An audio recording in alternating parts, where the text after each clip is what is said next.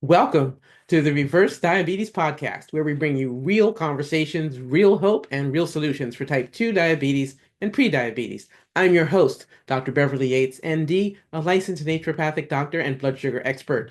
Each week, I sit down with trusted medical professionals and health leaders to share insights, strategies, and stories to help you reverse type 2 diabetes naturally and live your healthiest life. So, if you're ready to feel better in your body, to boost your energy, to take control of your blood sugar, lower that A1C, and finally move forward with confidence, you're in the right place. Welcome.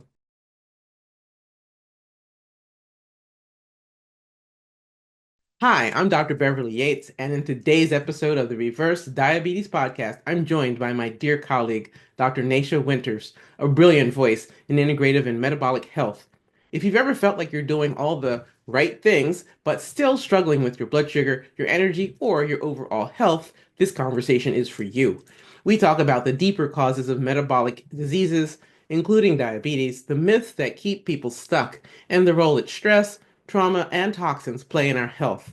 Dr. Nasher brings so much clarity and compassion to this topic, and I know that you'll walk away feeling more empowered and informed. Let's dive in. Hi, everyone. I'm your host, Dr. Beverly Yates, ND.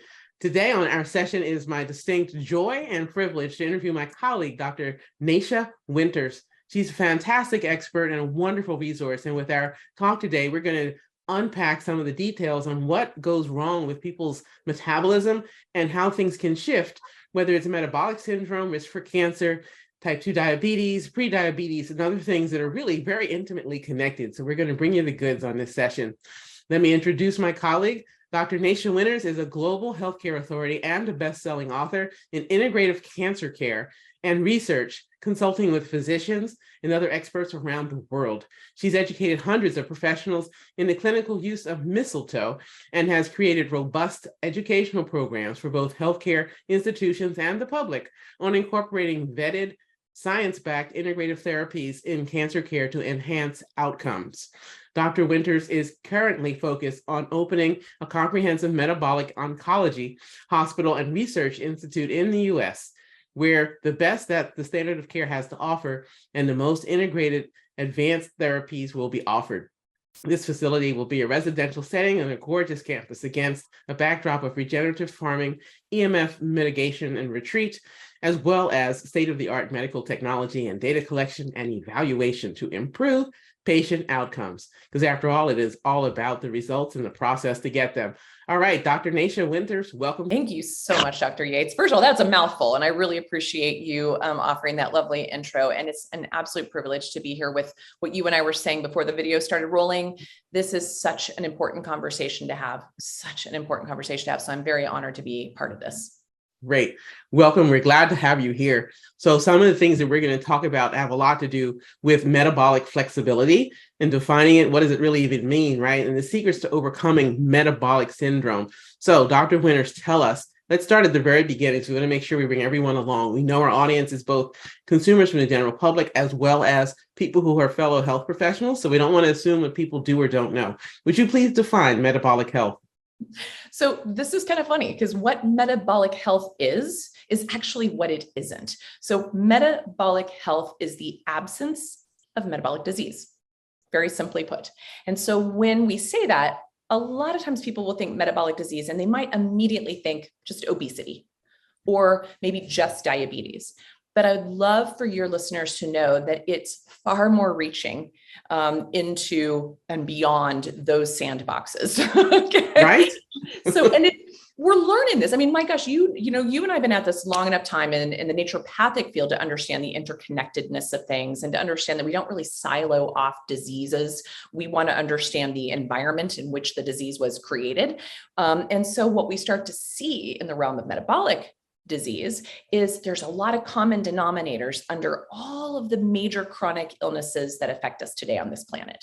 So we mentioned obesity, we mentioned diabetes, but there's also things like cancer, which is the area of expertise where I hang out, but also cardiovascular disease. That often surprises folks, right? Mental illness. Mm-hmm. We're now having an entire field of metabolic psychiatry amazing. It's such a burgeoning, like we're at the pinnacle of this as it's starting to be realized. Alzheimer's, a lot of people now call Alzheimer's type 3, right? Type 3 diabetes. So it's a big one. Autism. I think a lot of people are surprised by that, given that we have 1 in 36 children today being born with autism. This is telling us that we've got a metabolic disease crisis on our hands. We absolutely do. And it's both apparent and not apparent. People make the assumption if they see that someone has on the surface insulin resistance symptoms and signs, that they are completely unhealthy. They also make the assumption if someone is lean and doesn't appear to have any signs of insulin resistance that are easily observed by the casual observer, that they are healthy. Nothing, it's not that simple, right? Nope. It really is. I wish. And it's definitely what we were taught in med school back in the 90s, like that. This is what the textbook says and shows. And then we got out in the real world. We got out into practice and lots of learning curves thrown at us. So, you probably have someone speaking to the very concept of TOFI, thin on the outside, fat on the inside. It's right? A real thing. It's a real thing. It's a real thing. And the concept of non-alcoholic steatotic hepatitis or fatty liver or some of these other, it's got new names applied to it over the last decade or so. But basically people who are like, but I don't drink alcohol. Okay, well, let's talk about that. And then to your point of the folks that are walking around with a few extra lbs on board, that we're making assumptions that they're metabolically broken. And yet when you look under the hood, they're probably healthier than most of our TOFIs walking around. And so we do have to stop judging the book by the cover. We do have to stop making sort of a judgment in general of, oh, your liver enzymes are high, so therefore you must be a closet drinker, or you're overweight, so therefore you must be lazy, or you're really skinny, so therefore you must be able to eat everything and anything you want. All of those are lies. Yeah, they're lies. They are total myths. I love that you are myth busting right off the top here. We're going to keep bringing the goods and unpacking this because there's just so much confusion.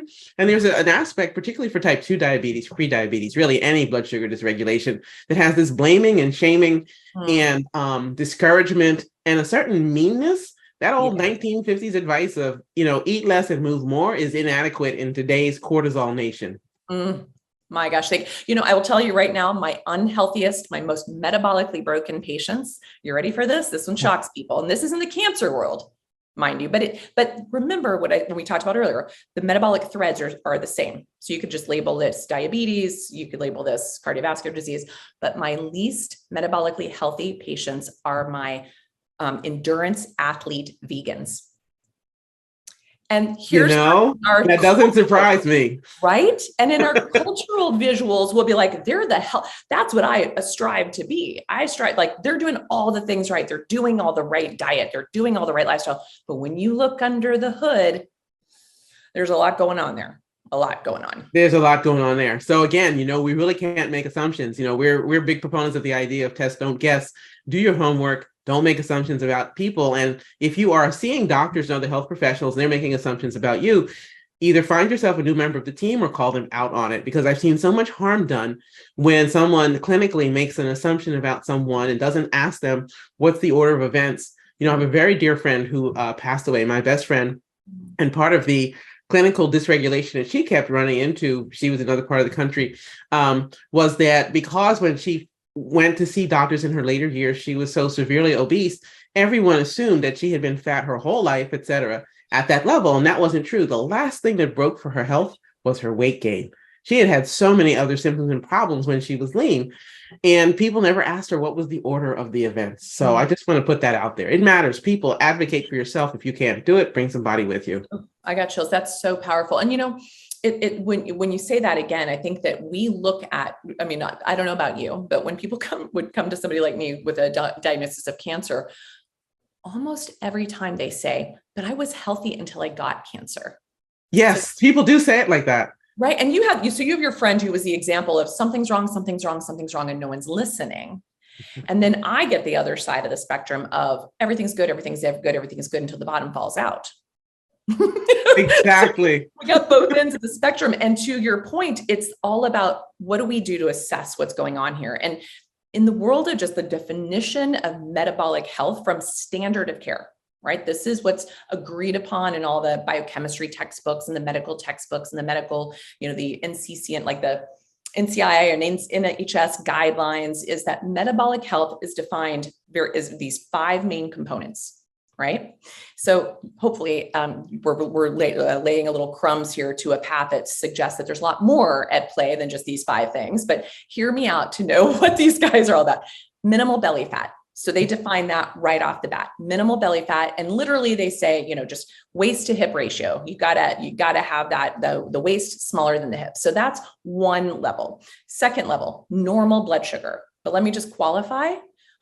The way we talk about blood sugar in this country is we are normalizing. The parameters are getting wider and wider, and we're saying that's normal. And we're like, no. No. Yeah. And so remember, our labs are based on the average of the population. Right. And it's a sick population. Thank you. Exactly. And the sad part is it's even based in regionally. So what might show as, say, normal blood sugars in, say, Alabama would be considered high in Colorado.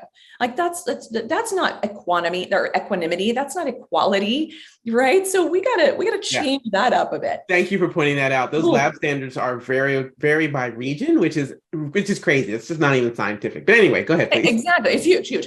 The third one, normal blood pressure. Now, let's talk about like normal, because yes, I love that she did the air quotes, guys, because what's really important is about endothelial response, stress response, like the relationship between the high number and the low number, the patterns, the trends. You don't go into an office and have someone do your blood pressure and say, oh, you're up, you've got a problem, put them on blood pressure meds. We are taught in med school, you must see 3 in a row, but you also need to qualify with your clients. Do you get nervous when you come to see me? Right? Does this look different at home when you're in the comfort of your own home than it does when you walk into a stark medical environment? So we need to be more conversational about what we're actually looking at when we're looking at blood pressure. Did they just run up the stairs to come see you? Did they almost get into a car accident? Were they late to their appointment? Are they pissed off because they've been in your waiting room for 2 hours? Like there's a lot that goes in to that blood pressure, right? So we need to qualify that a little bit better. We get freaked out by it being too high, but guess what? In our world, it's actually just as problematic to be too low, because you're not oxygenating those tissues, and that's a problem. So that's the fourth one. What's just like your mobility, your range of motion, your joint health, your muscle mass, your texture? Like, is it just like, are you just like a bag of bones? Is there, even if you're a larger person, is there some muscle, there's some strength in you? That's something to consider. And then the fifth one is just, how's your energy level? I mean, 80-90% of the patients that walk into our office complain of low energy. And ironically, we'll talk about this more in a moment, but the first sign of mitochondrial metabolic dysfunction is poor energy. So, right. So we know that those are pieces. And here's the caveat. You're like, well, I achieve all those things. I've got a good blood pressure. I've got good, blood sugar. Are you taking meds to get those numbers? Because if you're taking meds to get those numbers, that's cheating. That's not metabolic health. So get this. A study, you probably have talked about this a million times, but it's always worth repeating. A study came out in 2018 from North Carolina, Chapel Hill, showing that only 12% of us are metabolically healthy. So those 5, and they're basing on those 5 parameters we just discussed. And that was before the pandemic. Yeah. Thank you. Oh my gosh. I love that you just said that, because the study that came out from the Journal of Cardiology, I believe in July of 2022. So notice what Dr. Yates just pointed out here. You'd think it would have gotten better, but it didn't. It got worse. We are now 93.7% of us are metabolically broken. Ooh. Less than 7% of us now can enjoy the benefits of metabolic health, meaning the absence of metabolic disease. That is not a sustainable thing for human health going forward. And I am terrified for our children and grandchildren's generation. This is problematic deeply. We got to turn it around. That's why we're doing this. This is part of it, right? Exactly. Thank you for partnering with me. Okay. Gotcha. So now that you've gone through these 5 steps, and thank you for laying it out so clearly and beautifully, right? Like that was just a masterclass. Folks, I hope you're taking notes. Share this session, please, with any and everyone you can, because this is important to have clarity about these things, right? Yeah. Okay. So now I have to ask you, Dr. Winters, what leads to metabolic disease? Well, it's not being lazy and not exercising enough and eating too much. Let's just start with that. I mean, Yes, that probably can play a role, but more of like a peripheral role. But we're looking, it's like you've heard that saying, or that kind of that concept where the cop finds this guy at night and he's got his, he's looking underneath the street light and he's kind of looking around. The cop's like, "What are you looking for?" He goes, "Oh, I lost my keys." And the cop starts helping him. And after a while, the cop's like, "Gosh, do you kind of remember where you dropped him?" And, and he's kind of looking around and he goes, "Oh, over there in the bushes." And the cop's like, "What? Why are you looking over here?" He goes, "Well, this is where the light is." This is how, when we keep telling people, "Oh, you're just lazy, you're not exercising enough, you're eating too much," when we tell them why they're metabolically broken, that's looking under the street light, but we have to go look into the bushes. And so what naturopathic medicine, functional medicine, systems thinking medicine, ancient medical modalities like Ayurveda, Chinese medicine that think more about the whole organism and its relationship to the insides, to the outside world around them, is where we have to look. And so in my book, even though it's called The Metabolic Approach to Cancer, it really should be called like The Metabolic Approach to Life, because those threads we mentioned are very similar. So there are about 10 things, and any of my colleagues, they might have their own favorite 10 or their own 8 or 9, but ultimately I think we can agree that there are about 10 major drops in the bucket. One of them is epigenetics, or your genetics. So remind you guys, that does not mean, oh, you're a sitting duck and this is inevitable. And my dad had diabetes, my grandpa had diabetes, right? And so that tells you have the propensity for it, but you also have the power to change it. You overcome that expression. Number one. Number two, okay, what kind of fuel are you putting into the fuel tank? So so food is important, but it may not be so much about how much you're eating. It may be what you're eating, the quality of what you're eating, and better yet, when you're eating. So that's a biggie, right? Third, toxins. It's no longer a matter of both. Dr. Yates and I had the privilege of studying with Dr. Krinian at some point in our lifetime, of kind of our father of modern environmental medicine. He talked about it's no longer a matter of if you're dealing with toxicity, it's how bad is it and how does it interface with your container, right? And so toxicity is everywhere, it's ubiquitous. And so all of the things that are causing endocrine disruption, which is one of the other drops in the bucket, is hormonal regulation. Those endocrine disruptors from our environment are even impacting how our hormones work, from our thyroid hormone, which is very important in our metabolic set point, to our sex hormones, to our sugar hormones, to all the different things. So if that's wonky, there's a cascade of events affecting all of our hormones, which are the communicating signaling systems of our body. Fourth, our microbiome. I mean, my gosh, as naturopaths, we've been obsessed with the microbiome since the beginning of time. Everyone sort of made fun of us, but now it's all the rage in the studies out there. We understand that even a simple change in a particular balance of your microorganisms, like too much, Bacteroides versus, not enough Akkermansia, that can lead to an increased risk of all kinds of metabolic dysfunctions, including obesity. So it's like, well, blame your microbiome, right? But then what's that getting hit from? So it's not like, we don't just say the microbiome is a problem. We say what's causing the problem in the microbiome. So things like the endocrine disruptors, the glyphosates, the food chemicals, the antibiotics in our food supplies and our water supplies, just all the things, right? Then we look at the immune function. Heck, we're coming out of a world pandemic. That probably should have been a clue that our immune systems aren't working very well. We've been exposed to a lot of things since the beginning of time. Right? We've co-evolved for 70,000 years with a lot of different organisms that when they had an opportunity to take us out, it was when we were vulnerable, when we were in a state of distress, when our environment internally was not robust enough. And so those are the things we need to consider there. We've also been terrified of things like the sunshine. We've also been misinformed about the proper quality fats in our diet, that we are missing some of the most critical immune nutrients: vitamin A, vitamin D, vitamin K, as well as vitamin C, zinc, selenium. These are things that are almost just void in our food supplies today. Inflammation. People are shocked when they think about how much inflammatory processes are going on and driving metabolic syndrome, but also metabolic syndrome driving inflammation. It's a two-way street for sure. And then we've got oxygenation. I kind of alluded to that earlier. So circulation, oxygenation. Then we get into the hormones we've already mentioned: stress and circadian rhythm. And finally, the biggest drop in the bucket: mental, emotional. There are so many studies about the impact of trauma, both big T and little t traumas, even from high ACE scores, so adverse childhood events at a young age, preclude a higher tendency towards metabolic disease of all kinds, but so do the little ongoing T's of our day-to-day life on modern day planet. So those are the big drops that it's not your fault.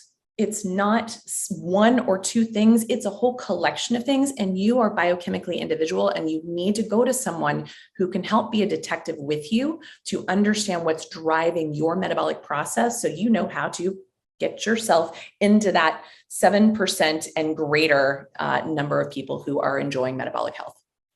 That's great. Thank you for walking us through that. I think that in today's world, it is a challenge and a half, the challenge of a lifetime, perhaps, to have any kind of metabolic health.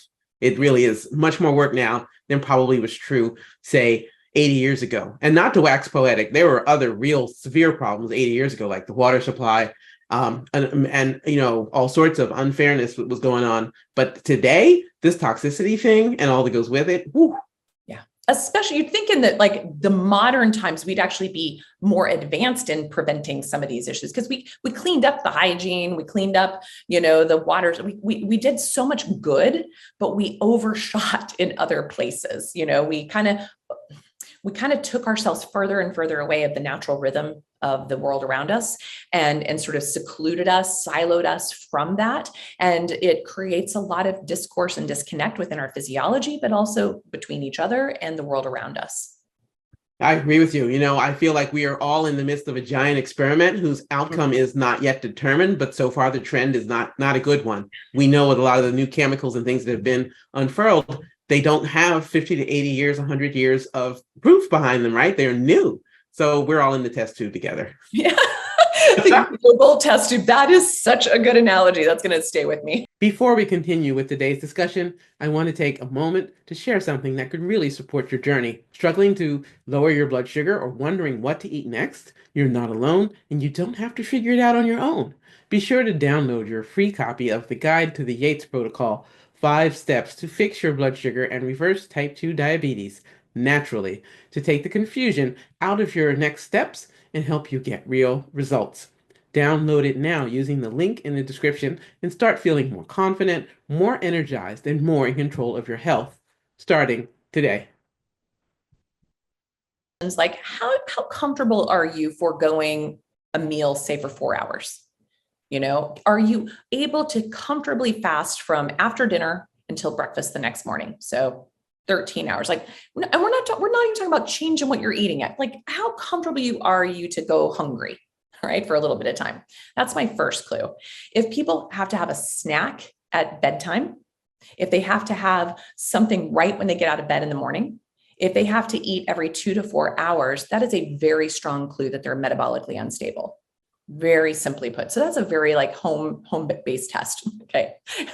You can also, if you have the financial resources, you can start to play with things like continuous glucose monitors. So you can see how not just your food is affecting you, but your stress, your sleep-wake routines, your exercise routines. Like, do they spike your glucose or do they normalize it? So those are some pretty powerful instant feedback tools. So are things like heart rate variabilities, HRVs, which are showing you, like, the lower your HRV score, the more metabolically off you are, the more disconnected you are to the rhythms of your own body. And so that you want to work on that number. But those are like the sexy biohacker costly things. If you've got the money and the resources, you want it, go for it. But simply put, do you see ever the sunrise or the sunset? Do you get outdoors more than the average American, which is the average American is outdoors less than 15 minutes of every day? Do you look at the screen time after dinner and into the nighttime hours on your phone, your tablet, your computer, your TV? Those often shock people when I say those have direct impact on the health and wealth of your metabolic processes. And there are things that you can start to do for free to change that. Start to get yourself into a rhythm, into a cycle, right, of being aware of how you currently live. So you can start to sort of kind of audit yourself and then start to make little upgrades wherever it's feasible in your life. It doesn't have to all be done at once, right? And then the other thing is, let's take a walk through your house. Let's take a walk through your pantry. Let's take a walk to what you're putting in, on, and around your body at all times. Are you loading your skin up with all those endocrine disruptors? Most women have an average of 90 different chemicals on their body every single day. Just body care products, makeup, shampoo. What are you washing your clothes with? What are you cleaning your house with? Those are things that impact your metabolic health by impacting the endocrine process in your body. What's happening if you live in an HOA? Are they spraying glyphosate Roundup outside your door to get rid of that pesky dandelion? Are they doing those things like, oh, geez, like, let's kill that really good medicine that's here to save us and amend our soil But, that's another conversation. But then it's like to know, and we're teaching you like how to become aware, how to be, start to kind of screen and assess your own terrain. But also we're teaching you how to become an advocate, as you noted, and an activist, because it's going to take all of us leaning in together against a system that's inherently broken and inherently toxic and inherently driving this metabolic problem even further. Absolutely. There's multiple opportunities here for healing, is what I'm hearing you say. And people need to be aware of what are the pieces they can recognize for themselves. And then for the health professionals and clinicians to understand how can we really accurately assess that whole idea of paying attention, asking the questions, not making assumptions, the test, don't guess, et cetera approach, right, is the way to really uncover this, because people can be surprising in terms of whether or not they actually have metabolic flexibility. What does it even mean? Okay, So now that we've walked through these things, what is it that someone can do to recover if need be, or to instill metabolic flexibility?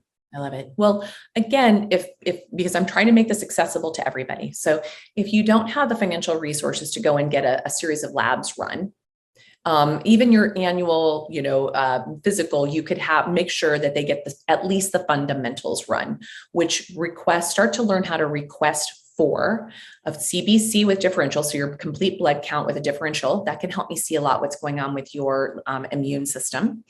A CMP, complete metabolic panel, that's going to show me a lot of your organ function, right?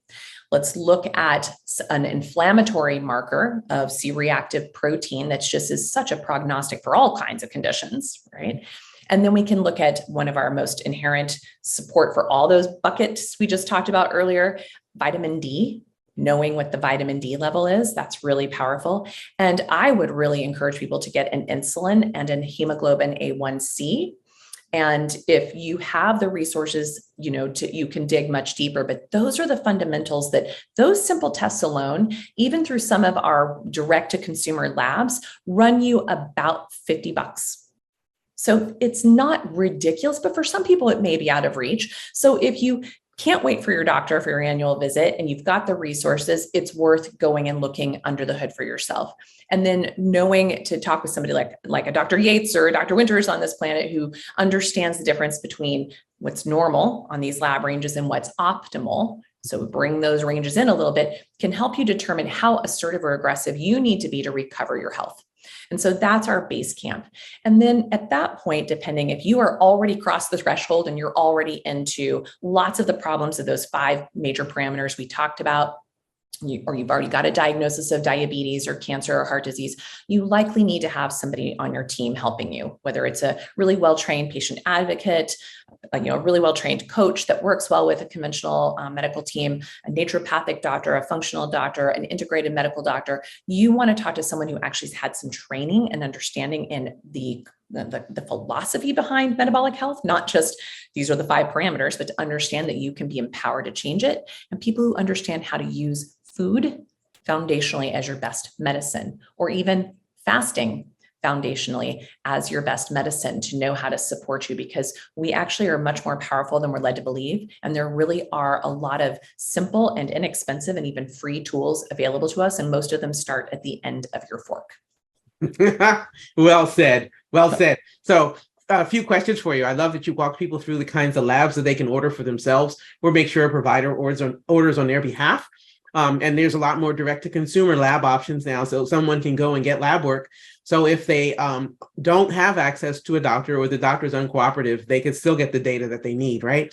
So 2 questions for you. One, when it comes to insulin, do you recommend that people get that drawn as a fasting test, or does it matter? I love that question. So I'm a person who wants everyone fasted. I want to see what their labs look like in that state. It's also a nice, like it teaches us something when the patient's like, I couldn't fast. I had to have something. That's already like, we already know. Then that's our clue as the clinician going, okay, we know there's a little bit of problem here. So we're going to be prepared for that, but we want it at least 12 hours. And here's what's interesting, no more than 16 hours. So I have a lot of patients now who've gotten really, my cat's talking to us in the background, by the way, sorry about that. I've got a lot of patients who have gotten into the fasting kick and they get excited, like I'm coming off a 36 or a 5-day. And they go and look at these labs and they have a heart attack. Like they're like, what is going on? And I'm like, wait. There's a moment when your body kicks into gluconeogenesis in that early phase within about 24 hours of your fasting that can make things look, because it's going to dump all the storage of glycogen and glucose like out into the systems. And it's going to look a little scarier. It's also going to make your liver enzymes look a little scarier, maybe even your immune function look a little scarier. And it's just transient. So we don't want you over fasted or under fasted. We want to get that sweet spot to see how you're doing. So that's a really good question. I'm glad you clarified. And then I also like to qualify. A lot of doctors will tell our patients, it's fine to have your cup of black coffee. It isn't. Okay. It is not. Water only, right? Water only. And I do recommend hydration, especially if you're going to get a bunch of tubes. A lot of my patients get a nice bleeding when I send them in there. Yes, plain water, because guess what? That little cup of coffee is going to spike your cortisol, which is going to spike all your blood sugar parameters and your triglycerides and your liver. Like it's going to confuse the picture. So please have that cup of coffee waiting for you in the car right after your lab draw, not before. Thank you for making that so clear. Absolutely. The science, the facts, the data, this is how it actually works, right? So one other thing I would like to ask you about, just so everybody's crystal clear about ordering labs or what to look for or in their interpretation, depending on who we have in our audience here. What is it that you recommend that people have ordered? Is it CRP, which stands for C-reactive protein, or HS-CRP, which is high sensitivity C-reactive protein? So it's a funny thing because if we have, in our world, like I'll pretty much take any CRP you're going to run. I just need to have it quantitative, meaning I need to know exactly what the number is. I don't need it to say less than 5 or less than 3. That honestly, in my world means nothing. I need to look at the exact number. There are a lot of physicians out there who will be like, if you order a cardiac CRP, or a high sensitivity CRP, they will often say they can't get insurance reimbursement for it unless that patient has a cardiovascular diagnosis, which is a little erroneous, but at the same token, I'm not too attached as long as it's a consistent one and it's a quantitative one. And Great. fasted. I like that fasted as well. Yeah. Okay, great. Thank you for making that just crystal clear, because I'm sure people are taking notes and listing what they should order or have ordered. So we make sure we get that detail or distinction, because I know sometimes people are confused about HSCRP versus CRP, what and when and why, right? Okay, perfecto. That was really great. So what is your advice for people who are trying to figure out whether or not metabolic flexibility is part of something they need to investigate? Maybe there are people who have recovered from a cancer diagnosis and they're healthy now and things are just fine. And obviously they're highly motivated to have it stay that way. Are there any insights that you would share or common mistakes people make? Take it either direction. Well, let's start with the common mistakes, at least in the cancer world. So let me qualify that first. So in the cancer world, when we get through our standard of care, there's this ritual that's beautiful and we want to celebrate these momentous occasions, but there's this ringing of the bell, typically after the completion of radiation or the completion of chemo. And there's this sort of general assumption, both the medical team as well as the patient and their families, that you're done. What I explain to patients is that ringing of the bell is actually it's like the ringing of the bell on Wall Street at the first thing in the morning. It's just getting started. Okay. Because that's number one. So that place when people, especially when I see people like celebrating like a blizzard or something afterwards, or like a big bottle of wine or something right after, I'm like, oh gosh, like there's like this moment of, okay, we don't wish that in somebody, but the data is very, very, very clear that cancer is a metabolic disease. So we're like, okay, let's take this a little bit different way. So on the other side of that is when you consider like that kind of where you've rung that bell, we never want to return back to the soil in which we got sick. whatever that condition may have been.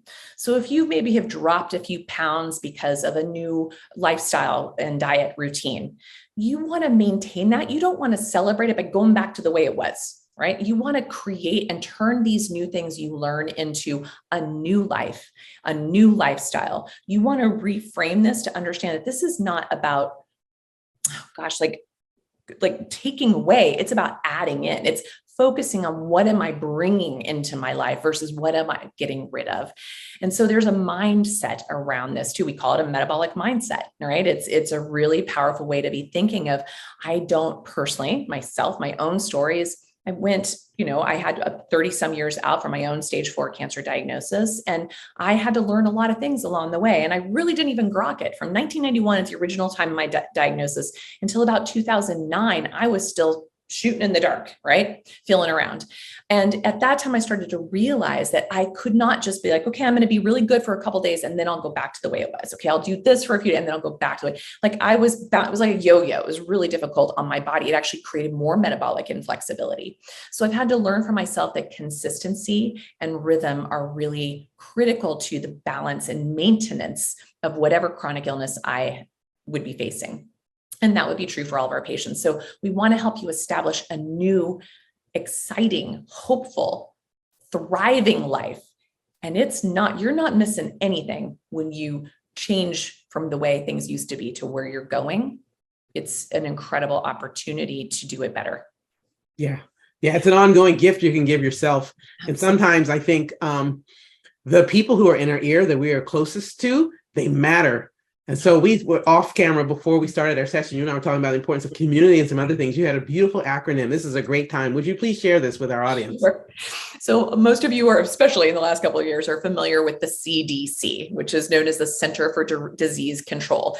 By the way, it used to be called the CDC and Prevention. So the Center for Disease Control and Prevention, they've kind of conveniently left that part. I noticed that, right? They dropped off the prevention part. I think they kind of gave up, but okay. Go ahead. Agreed. That's so funny. So my version of the CDC is circadian rhythm, okay, diet, and community.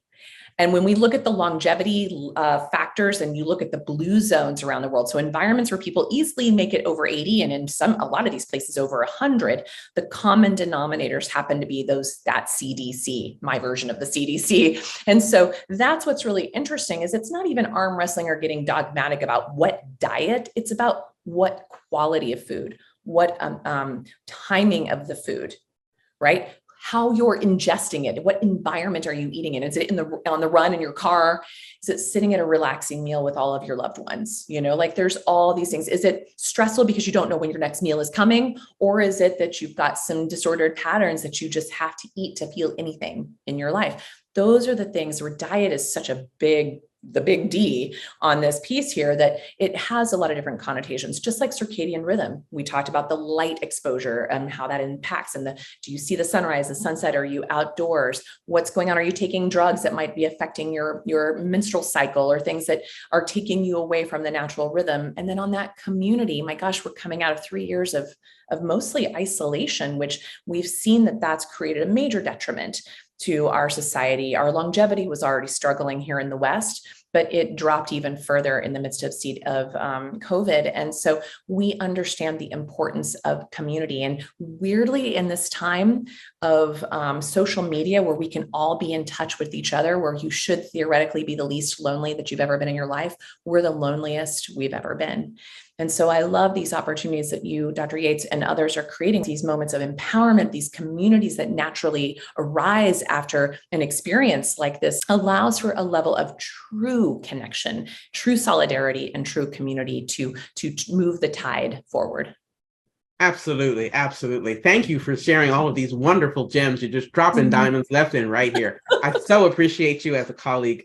I really do. And as a woman, it's just great to see people shine and bring forward their own lessons and experience and be able to share that on a bigger scale and a bigger stage. So thank you for partnering with me and making this difference for people who have type 2 diabetes, pre-diabetes, blood sugar issues or who care about those who do. Friends, please share these sessions with anyone you know who cares about their health or who simply needs great quality information.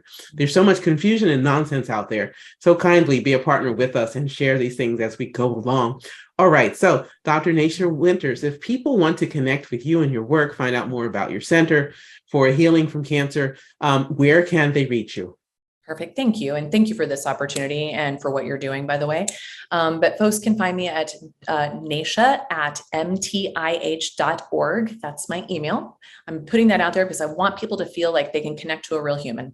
But I also, you can go and check out mtih.org, which stands for Metabolic Terrain Institute of Health.org, which is the nonprofit that allows for this change to hopefully this transformation to hopefully take root globally. You can also learn more about me from my book, The Metabolic Approach to Cancer. And like I said, you can scratch off the word cancer when you take a look at that and realize this is pretty applicable to everything. That's often a really good launching point to have you start to assess your own terrain, take your own terrain questionnaire, deep dive into maybe what drops in the buckets you might not be aware of that are causing you some issues, and start having some tangible, actionable things that you can do with that information.